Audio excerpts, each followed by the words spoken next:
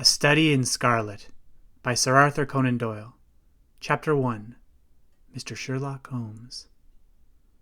In the year 1878 I took my degree of Doctor of Medicine of the University of London, and proceeded in Netley to go through the course prescribed for surgeons in the army. Having completed my studies there, I was duly attached to the 5th Northumberland Fusiliers as assistant surgeon. The regiment was stationed in India at the time, and before I could join it, the Second Afghan War had broken out. On landing at Bombay, I learned that my corps had advanced through the passes and was already deep in the enemy's country. I followed, however, with many other officers who were in the same situation as myself, and succeeded in reaching Kandahar in safety, where I found my regiment and at once entered upon my new duties. The campaign brought honors and promotion to many, but for me it had nothing but misfortune and disaster. I was removed from my brigade and attached to the Berkshires, with whom I served at the fatal Battle of Maiwand. There I was struck on the shoulder by a jezail bullet, which shattered the bone and grazed the subclavian artery. I should have fallen into the hands of the murderous Ghazis had it not been for the devotion and courage shown by Murray, my orderly, who threw me across a pack-horse and succeeded in bringing me safely to the British lines. Worn with pain and weak from the prolonged hardships which I had undergone, I was removed with a great train of wounded sufferers to the base hospital at Peshawar. Here I rallied and had already improved so far as to be able to walk about the wards, and even bask a little upon the veranda, when I was struck down by enteric fever, that curse of our Indian possessions. For months my life was despaired of, and when at last I came to myself and became convalescent, I was so weak and emaciated that a medical board determined that not a day should be lost in sending me back to England. I was dispatched accordingly on the troopship Orontes, and landed a month later on Portsmouth jetty, with my health irretrievably ruined, but with permission from paternal government to spend the next 9 months in attempting to improve it. I had neither kith nor kin in England, and therefore was as free as air, or as free as an income of 11 shillings and 6 pence a day will permit a man to be. Under such circumstances I naturally gravitated to London, that great cesspool into which all loungers and idlers of the empire are irresistibly drained. There I stayed for some time at a private hotel in the Strand, leading a comfortless, meaningless existence, and spending such money as I had considerably more freely than I ought. So alarming did the state of my finances become that I soon realized I must either leave the metropolis and rusticate somewhere in the country, or that I must make a complete alteration in my style of living. Choosing the latter alternative, I began by making up my mind to leave the hotel, and take up my quarters in some less pretentious and less expensive domicile. On the very day that I had come to this conclusion, I was standing at the Criterion bar, when someone tapped me on the shoulder, and turning round I recognized young Stamford, who had been a dresser under me at Bart's. The sight of a friendly face in the great wilderness of London is a pleasant thing indeed to a lonely man. In the old days Stamford had never been a particular crony of mine, but now I hailed him with enthusiasm, and he in his turn appeared to be delighted to see me. In the exuberance of my joy I asked him to lunch with me at the Holborn, and we started off together in a hansom. "Whatever have you been doing with yourself, Watson?" he asked in undisguised wonder as we rattled through the crowded London streets. "You're as thin as a lath and as brown as a nut." I gave him a short sketch of my adventures, and had hardly concluded by the time we reached our destination. "Poor devil," he said commiseratingly after he had listened to my misfortunes. "What are you up to now?" "Looking for lodgings," I answered, trying to solve the problem as to whether it is possible to get comfortable rooms at a reasonable price. "That is a strange thing," remarked my companion. "You're the second man today that has used that expression to me." "And who was the first?" I asked. "A fellow who was working at the chemical laboratory up at the hospital. He was bemoaning himself this morning because he could not get someone to go halves with him on some nice rooms which he had found, and which were too much for his purse." "By Jove!" I cried. "If he really wants someone to share the rooms and the expense, I am the very man for him. I should prefer having a partner to being alone." Young Stamford looked rather strangely at me over his wine-glass. "You don't know Sherlock Holmes yet," he said. "Perhaps you would not care for him as a constant companion." "Why? What is there against him?" "Oh, I didn't say there was anything against him. He's a little queer in his ideas, an enthusiast in some branches of science. As far as I know, he's a decent enough fellow." "A medical student, I suppose?" said I. "No, I have no idea what he intends to go in for. I believe he's well up in anatomy, and he's a first-class chemist, but as far as I know, he's never taken out any systematic medical classes. His studies are very desultory and eccentric, but he has amassed a lot of out-of-the-way knowledge, which would astonish his professors. "Did you never ask him what he was going in for?" I asked. "No, he's not an easy man to draw out, though he can be communicative enough when the fancy seizes him." "I should like to meet him," I said. "If I am to lodge with anyone, I should prefer a man of studious and quiet habits. I'm not strong enough yet to stand much noise or excitement. I had enough of both in Afghanistan to last me the remainder of my natural existence." "How could I meet this friend of yours?" "He's sure to be at the laboratory.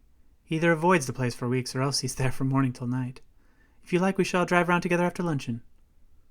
"Certainly," I answered, and the conversation drifted away into other channels. As we made our way to the hospital after leaving the Holborn, Stamford gave me a few more particulars about the gentleman who I proposed to take as a fellow lodger. "You mustn't blame me if you don't get on with him," he said. "I know nothing more of him than I've learned from meeting him occasionally at the laboratory. You proposed this arrangement, so you must not hold me responsible." "If we don't get on, it'll be easy to part company," I answered. "It seems to me, Stamford," I added, looking hard at my companion, "that you have some reason for washing your hands of the matter. Is this fellow's temper so formidable, or what is it? Don't be mealy-mouthed about it." "It's not easy to express the inexpressible. Holmes is a little too scientific for my tastes. It approaches on cold-bloodedness. I could imagine him giving a friend a little pinch of the latest vegetable alkaloid. Not out of malevolence, you understand, but simply out of a spirit of inquiry, in order to have an accurate idea of the effects. To do him justice, I think he would take it himself with the same readiness. He appears to have a passion for definite and exact knowledge." "Very right, too." "Yes, but it may be pushed to excess. When it comes to beating the subjects in the dissecting room with a stick, it has certainly taken a rather bizarre shape." "Beating the subjects?" "Yes, to verify how far bruises may be produced after death. I saw him at it with my own eyes." "And yet you say he is not a medical student?" "No. Heavens knows what the objects of his studies are. But here we are, and you must form your own impressions about him." As he spoke, we turned down a narrow lane and passed through a small side door which opened into the wing of a great hospital.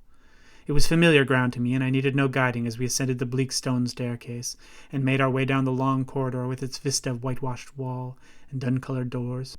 Near the further end, a low-arched passage branched away from it and led to the chemical laboratory. This was a lofty chamber, lined and littered with countless bottles. Broad, low tables were scattered about, which bristled with retorts, test tubes, and little Bunsen lamps, with their blue, flickering flames. There was only one student in the room, who was bending over a distant table, absorbed in his work. At the sound of our steps, he glanced round and sprang to his feet with a cry of pleasure. "I've found it! I've found it!" he shouted to my companion, running towards us with a test tube in his hand. "I have found a reagent which is precipitated by hemoglobin and by nothing else." Had he discovered a gold mine, greater delight could not have shone upon his features. "Dr. Watson, Mr. Sherlock Holmes," said Stamford, introducing us. "How are you?" he said, cordially gripping my hand, with a strength for which I should have hardly given him credit. "You have been to Afghanistan, I perceive." "How on earth did you know that?" I asked in astonishment. "Never mind.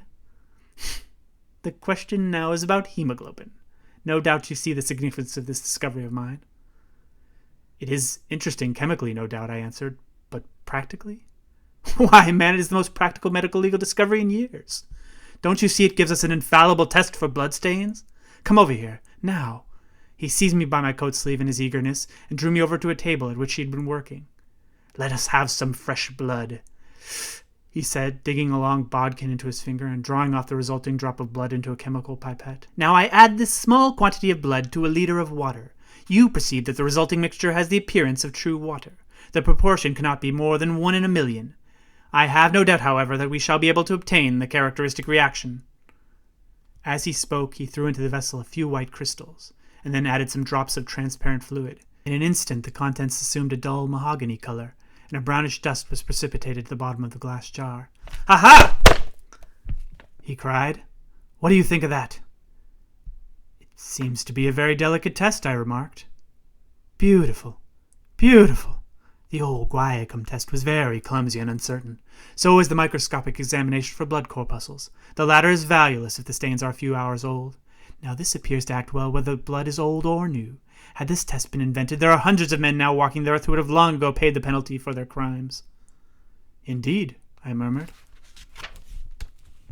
"Criminal cases are continually hinging upon that one point. A man is suspected of a crime months, perhaps, after it's been committed. His linen or clothes are examined, and brownish stains discovered upon them. Are they blood stains, or mud stains, or rust stains, or fruit stains, or what are they?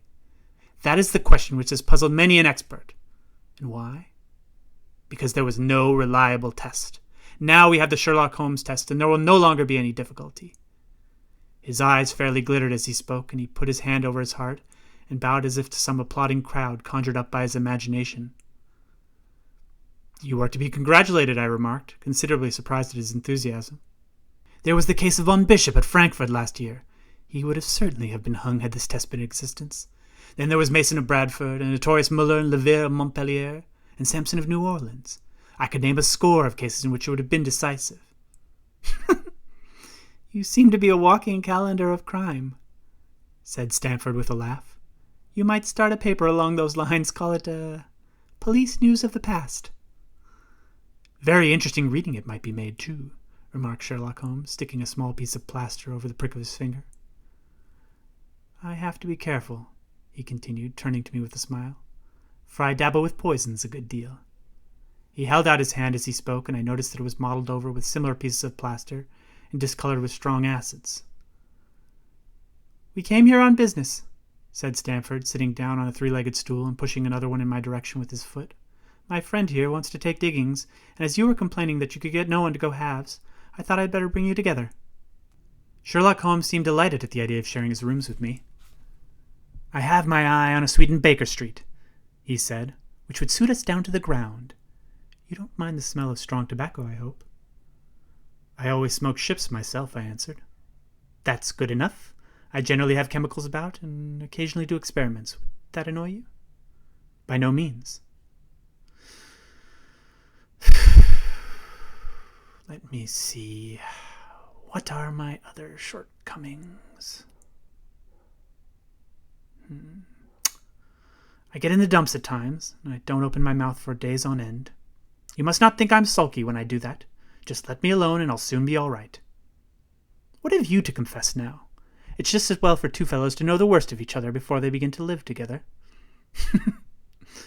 I keep a bullpup, I said, and I object to rows because my nerves are shaken. And I get up at all sorts of ungodly hours, and I'm extremely lazy. I have another set of vices when I'm well, but those are the principal ones at the present. Do you include violin playing in your category of rows? He asked. Depends on the player, I answered. A well-played violin is a treat for the gods. A badly played one? I think that's all right. I think we may consider the thing as settled. That is, if the rooms are agreeable to you. When shall we see them? Call for me here at noon tomorrow, and we'll go together and settle everything, he answered. All right, noon exactly, said I, shaking his hand. We left him working among his chemicals, and we walked towards my hotel. By the way, I asked, suddenly stopping and turning upon Stamford, how the deuce did he know I had come from Afghanistan? My companion smiled an enigmatical smile. That's just his little peculiarity, he said. A good many people have wanted to know how he finds these things out. Oh, a mystery, is it? I cried, rubbing my hands together. This is very piquant. I'm much obliged to you for bringing us together. The proper study of mankind is man, you know. You must study him, then, Stamford said as he bid me good-bye. You'll find him an oddie problem, though.